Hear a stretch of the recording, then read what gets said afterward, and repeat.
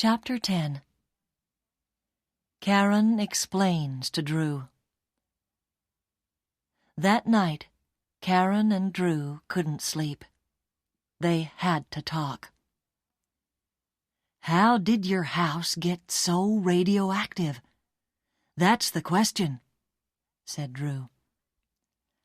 I think, answered Karen, that someone put something radioactive into my bag last night before I left the factory. I remember that I left my bag on the table for a few minutes at coffee time in the afternoon. But Karen, who did that? And why? Drew, I'm going to tell you something. Perhaps I'm dying now, so there mustn't be any secrets between us anymore. I agreed to get photos of the fuel rods for the union in Washington. I've stolen photos and negatives from the photographic laboratory. Perhaps someone saw me. One of the managers. You've stolen photos? What photos? Why? Karen explained everything to Drew.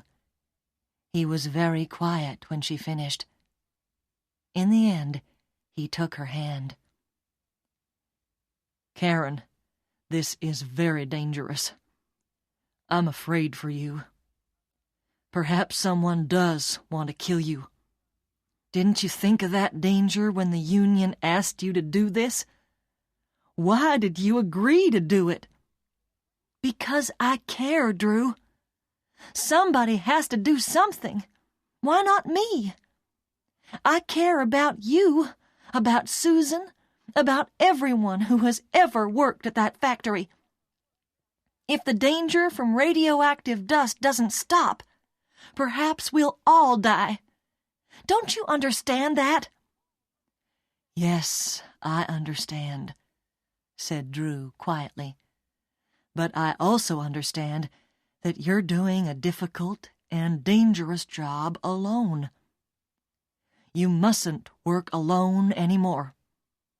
I'll be with you all the time. Nobody is going to hurt you again. Karen smiled. I was right to tell you. I need a friend, and you are the best friend that I have. But it's not much longer now. After the meeting with the New York Times, everything will be finished. I can go on for a few more days, but I'll tell you everything from now on. Next morning, Karen telephoned Pete in Washington and the union committee at the factory.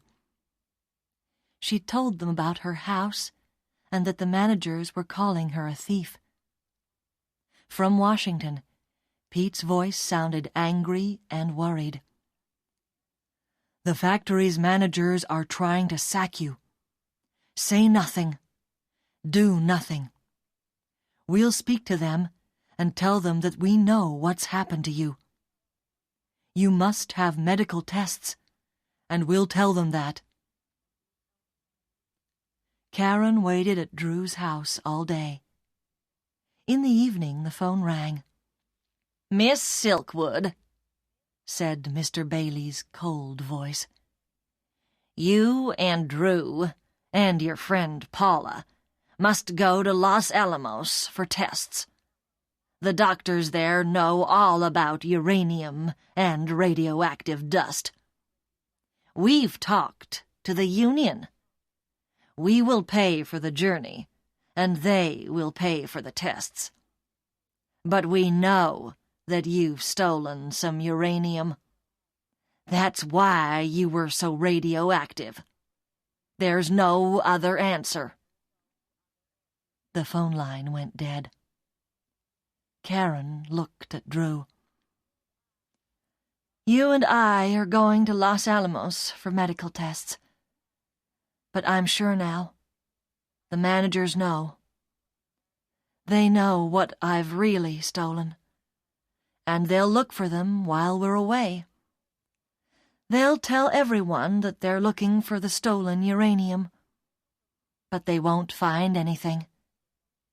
They won't find their negatives.